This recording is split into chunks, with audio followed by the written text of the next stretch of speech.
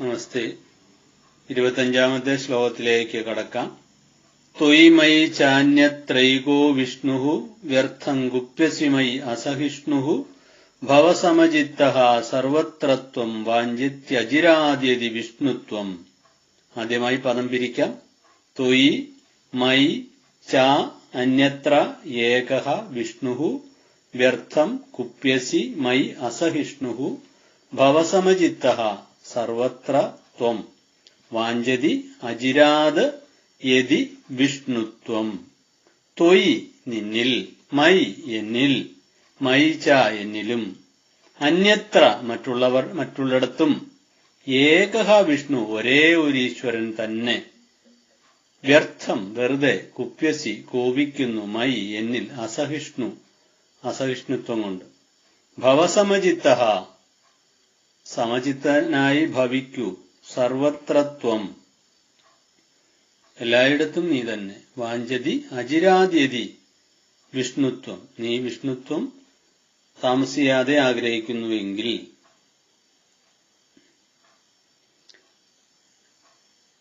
എല്ലായിടത്തും നിറഞ്ഞു നിൽക്കുന്ന ഈശ്വരൻ ഒന്ന് തന്നെ, നിന്നിലും എന്നിലും മറ്റുള്ളവരിലുമെല്ലാം. ത്വയി മയി ച അന്യത്ര ഏകഃ വിഷ്ണു, ഏകഃ വിഷ്ണു ഏകനായ ഈശ്വരൻ തന്നെ നിന്നിലും എന്നിലും മറ്റുള്ളവരിലുമെല്ലാം നിൽക്കുന്നു. ഇതറിയാതെ നീ വെറുതെ കോപിക്കുന്നു. എങ്ങനെ? അസഹിഷ്ണുവായിട്ട് എന്നോട് കോപിക്കുകയാണ്. ഇത് സത്യം മനസ്സിലാകാഞ്ഞിട്ടല്ലേ? സഹിഷ്ണുത ഇല്ലാഞ്ഞിട്ടല്ലേ? എന്റെ ഉള്ളിലിരിക്കുന്ന അതേ ഈശ്വരതത്വം തന്നെയാണ് മറ്റുള്ള വ്യക്തികളുടെയും അല്ലെ മറ്റൊരാളുടെ ഉള്ളിലും ഇരിക്കുന്നതെങ്കിൽ ഞാൻ അയാളോട് കോപിച്ചാൽ ആ കോപം എന്നിൽ തന്നെയല്ലേ വന്നു ഭവിക്കുന്നത്? അതുകൊണ്ട് ഞാൻ വെറുതെ ആരോടെങ്കിലും കോപിക്കണമോ? എല്ലാവരിലും ഇരിക്കുന്ന ഒരേ ഈശ്വരതത്വമാണെന്നുള്ള കാര്യം മലയാളത്തിൽ പറഞ്ഞാൽ എങ്ങനെ ഇരിക്കും? മീനായതും ഭവതി മാനായതും ജനനി നീ നാഗവും നഖ ഖഗം താനായതും ധരനദീനാരിയും നരനുമാ നാഗവും നരകവും നീ നാമരൂപമതിൽ നാനാവിധ പ്രകൃതിമാനായി നിന്നറിയും ഈ ഞാനായതും ഭവതി. മീനിന്റെയും മാനിന്റെയും മയിലിന്റെയും കുയിലിന്റെയും നഖത്തിന്റെയും ഖഗത്തിന്റെയും പർവ്വതത്തിന്റെയും നാരിയുടെയും ഒരിയുടെയും എല്ലാം ഉള്ളിലിരിക്കുന്നത് ഒരേ ഒരു ഈശ്വര തത്വം തന്നെ. അതുകൊണ്ട് ആരോടും കോപിക്കേണ്ട കാര്യമില്ല. കോപവും കാമവും നരകത്തിലേക്കുള്ള വാതിലാണെന്ന് പറയും. ഇത് രണ്ടും, കാമം ക്രോധം, ആഗ്രഹിക്കുന്നത് കിട്ടാതെ വന്നാൽ ക്രോധം, ഇത് രണ്ടും കൂടെ ഉണ്ടെങ്കിൽ അയാൾ നരകത്തിലേക്ക് പോയി. നരകത്തിന്റെ വാതിലാണത്. അതുകൊണ്ട് വെറുതെ കോപിക്കണ്ട. വ്യർത്ഥം കുപ്യസി, കോപിക്കുന്നത് വെറുതെയാണ്, വെറുതെ കോപിക്കുകയാണ്.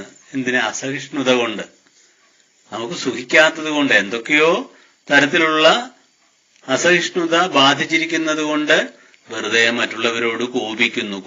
കോപം കൊണ്ട് ശപിക്കരുതാരും ഭഗവൻ മയമെന്നോർക്ക സമസ്തം എന്ന് മലയാളത്തിലെ വിഖ്യാതനായ കവിയും പാടി. എല്ലാം ഈശ്വരന്റെ അംശമല്ലേ, ഈശ്വരമയമല്ലേ, ഈശ്വരൻ തന്നെയല്ലേ, പിന്നെ എന്തിനു കോപിക്കുന്നു? അവരുടെയൊക്കെ അന്ധക്കരണത്തിൽ ചില അശുദ്ധിയുണ്ട്, അതുകൊണ്ട് പ്രവൃത്തി ദോഷമുണ്ട്. എന്നാലും നമ്മൾ അത് വിട്ടുകളാം. അന്ധകരണം പോലും പ്രവർത്തിക്കുന്ന ഈശ്വരതത്വത്തെ അറിയ, ബഹുമാനിക്ക്. അപ്പൊ അവരിലുള്ള ചില്ലറ ദോഷങ്ങള് അത്ര സാരമാക്കാതെ പോവാൻ പറ്റും. അപ്പൊ വെറുതെ കോപിക്കണ്ട. ഈ കാമവും ക്രോധമൊക്കെ എവിടുന്നാ വരുന്നത്? കാമേഷ ക്രോധേഷ രജോ ഗുണസമുദ്ഭവ മഹാശനു മഹാപാപ്മാ വിദ്യേനമിഹ വൈരിണം. ഇതിന്റെ ഏറ്റവും വലിയ വൈരിയായിട്ട് നിൽക്കുന്നത് ഇവർ രണ്ടുമാണ്, കാമവും ക്രോധവും. ഇതെവിടെ നിന്നുണ്ടാകുന്നു? രജോ ഗുണസമുദ്ഭവ മഹാശന. എത്രയായാലും മതിയാവാത്ത രീതിയിലാണ് ഈ തരത്തിലുള്ള ആളുകൾ. ഈ രജോ ഗുണത്തിന്റെ പ്രത്യേകത മഹാപാപ്മ, എന്ത് പാപം വേണമെങ്കിലും ചെയ്യുവാനുള്ള ശേഷിയുമുണ്ട് ഈ രജോ ഗുണ സമുദ്ഭവന്മാർക്ക്. കമേഷ ക്രോധേഷ രജോ ഗുണസമദ്ഭവ മഹാശനോ മഹാപാപ്മ വിധിയേനമിഹ വൈരിണം. ഇഹ ഇവിടെ ഈ ലോകത്തിലെ വൈരിയായിട്ടുള്ളത് ഇവൻ തന്നെയാണ്, ഇവർ രണ്ടും തന്നെയാണെന്ന് അറിഞ്ഞുകൊള്ളുക എന്ന് സാധകന്മാർക്ക് മുന്നറിയിപ്പും തരുന്നുണ്ട്.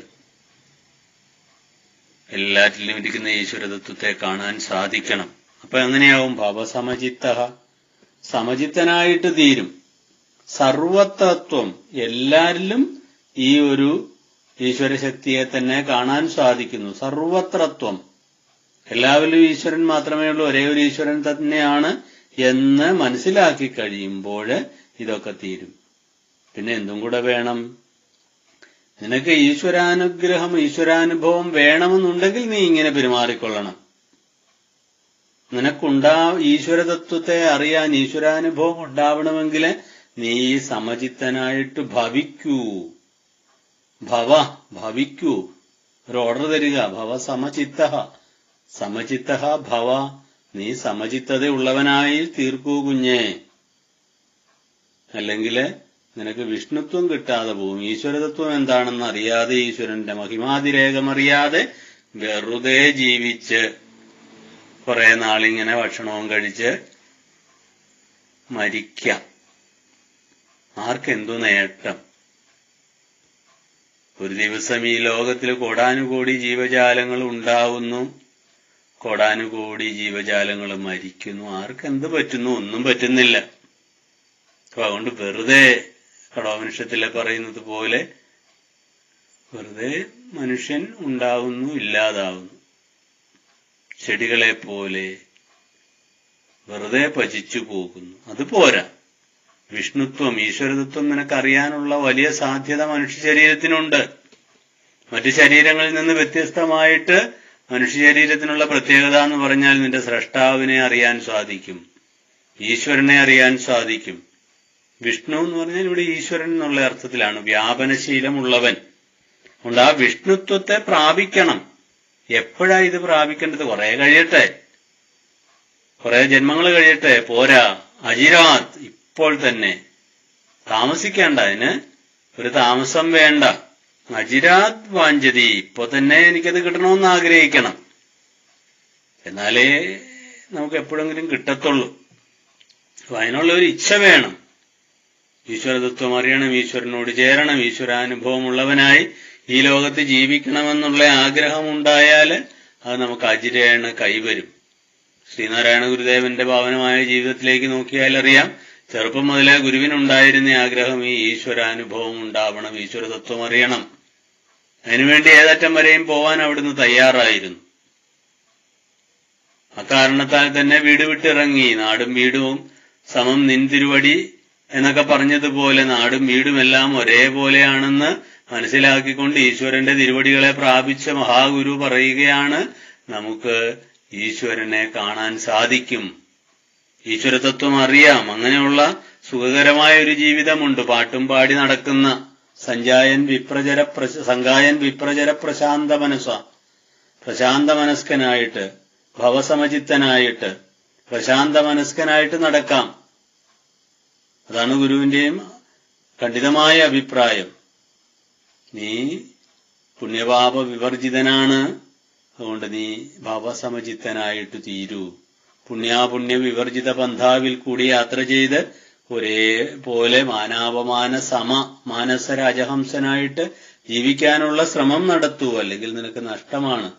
ജീവിതത്തിൽ അതിനുള്ള അവസരമുണ്ടാക്കി എടുക്കുക. ഗുരു പറഞ്ഞു, എനിക്ക് കിട്ടിയ അവസരം ഞാൻ അങ്ങനെ പരമാവധി പ്രയോജനപ്പെടുത്തി ഞാനും ദൈവവും ഒന്നായി തീരുന്നു എന്ന് ഗുരു പറയുന്നുണ്ട്.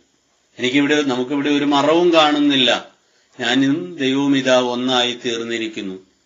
അങ്ങനെ ആ ഗുരുത്വവും ഈശ്വരത്വവും ദൈവത്വവും ആത്മത്വവും എല്ലാം ഒന്നായി തീർന്ന മഹാഗുരുവിനെ ഉപാസിക്കാൻ സാധിക്കുക, മഹാഗുരുവിനോട് ചേരാൻ സാധിക്കുക, ആ ഗുരുപദത്തിൽ ചരിക്കാനും ഗുരുകാരുണ്യം നേടാനും ഒക്കെ സാധിക്കുന്നത് നിസ്സാരമാണോ?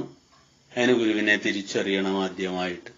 ആ തിരിച്ചറിവ് ജീവിതത്തിൽ ഉണ്ടായാലോ എല്ലാവിധ സൗഭാഗ്യങ്ങളും വന്നു തീരും, എല്ലാം വന്നു ചേരും, സംശയം വേണ്ട.